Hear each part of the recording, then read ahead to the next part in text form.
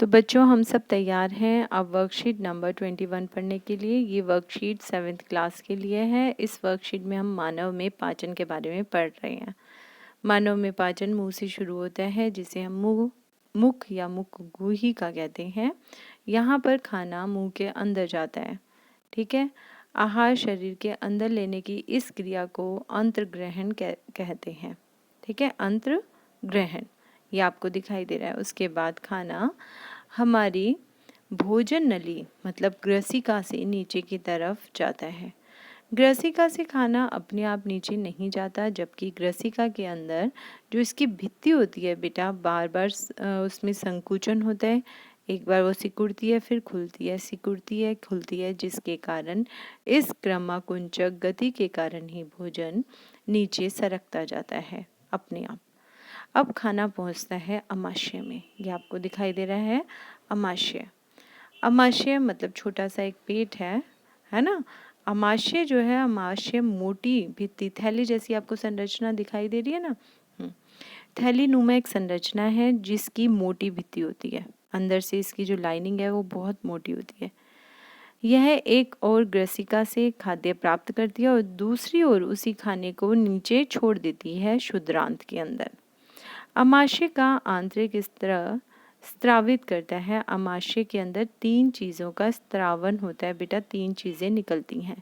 सबसे पहले अमाशय के अंदर निकलता है श्लेष्मल। श्लेष्मल क्या है? अमाशय की जो आंतरिक अस्तर है ना, लाइनिंग है, उसकी सुरक्षा करता है श्लेष्म। दूसरा है पाचक रस। अपने आप अमाशय के अंदर पाचक रस निकलते हैं, प्रोटीन को सरल पदार्थों में विघटित कर देते हैं। ये पाचक रस ऐसे हैं जो प्रोटीन को तोड़ देते हैं। उसके बाद आता है जो निकलता है, उसमें है हाइड्रोक्लोरिक अम्ल। हाइड्रोक्लोरिक अम्ल तीसरी चीज़ है HCl। ये क्या करती है? एक तो जीवाणुओं को नष्ट कर देती है। जो भी हमने खाना खाया है, अगर उसमें कोई भी बैक्टीरिया, कोई जीवाणु है तो उसको मार देता है। HCl मतलब हाइड्रोक्लोरिक अम्ल। दूसरा जो खाना है उसका माध्यम बन जाता है अम्लीय।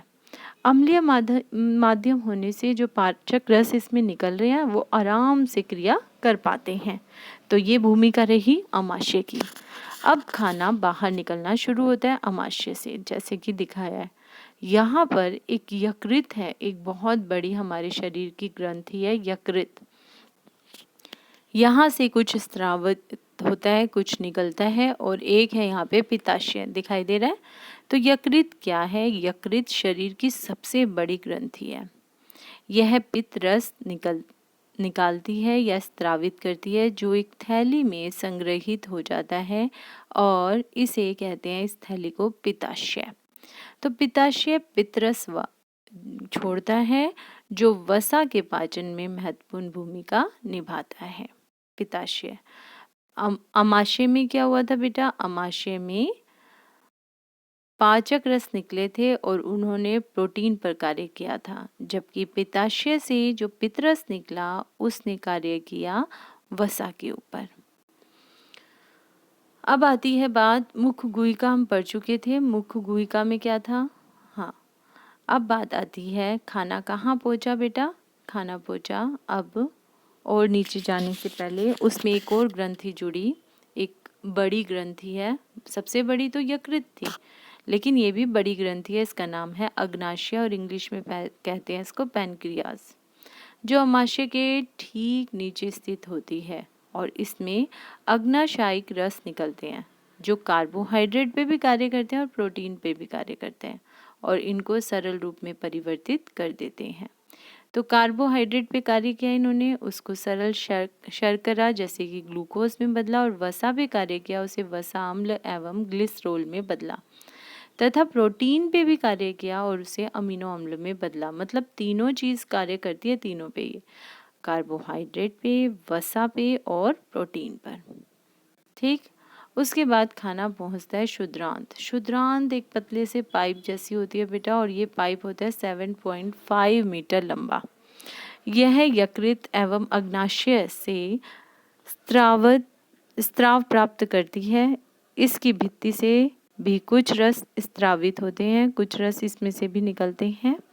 पचा हुआ भोजन अवशोषित होकर क्षुद्रांत की भित्ति में रुधिर वाहिकाओं में चला जाता है। इस प्रक्रम को अवशोषण कहते हैं। यहाँ पर जो क्षुद्रांत है वहाँ पर अवशोषण होता है। अवशोषण के लिए क्षुद्रांत के अंदर उंगली जैसी संरचना होती है बेटा, इसे दीर्घरोम कहते हैं। दीर्घरोम दीर्घरोम पचे हुए भोजन के अवशोषण हेतु क्षेत्र बढ़ा देता है।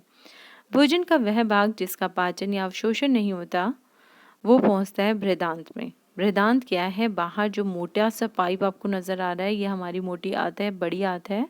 क्षुद्रांत की अपेक्षा चौड़ी होती है और ये सिर्फ 1.5 मीटर ही लंबी होती है। इसका कार्य क्या है? जल और कुछ लवणों का अवशोषण करता है। यहाँ पर बचा हुआ जो भी खाना है जिसका पाचन क्षुद्रांत में नहीं हुआ है वो मलाशय तक चला जाता है। सबसे नीचे मलाशय और शरीर से बाहर निकल आता है।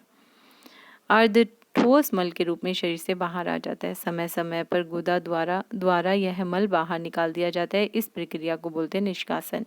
तो हमने सीखा पहले अंतर्ग्रहण, कैसे खाना शरीर के अंदर जाता है। शरीर के अंदर जाके उसका क्या होता है बेटा? वो उसका पाचन होता है। पाचन होने के बाद खाना क्षुद्रांत में जाता है, वहाँ पर उसका अवशोषण होता है, मतलब उसमें से रस चूस लिया जाता है भोजन का, ठीक है। और उसके बाद शरीर से बाहर निकाल दिया जाता है, निष्कासन।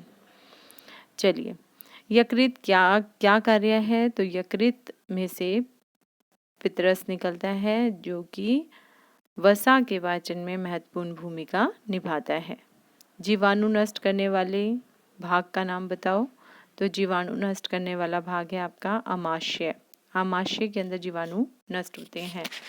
दूसरा है भोजन का संपूर्ण पाचन कहाँ होता है? तो भोजन का संपूर्ण पाचन क्षुद्रांत में होता है।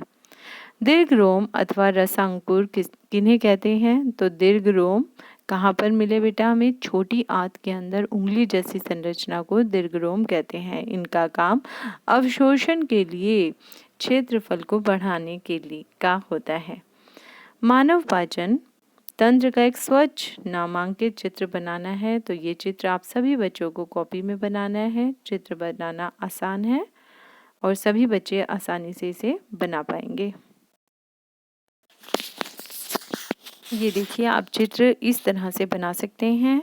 इसके अंदर मैंने आपको चित्र बना के दिखाया है। इसके अंदर आप चाहो तो थोड़ा कलर भी कर सकते थे अलग अलग, जैसे कि चित्र में आपकी वर्कशीट में दिया हुआ था।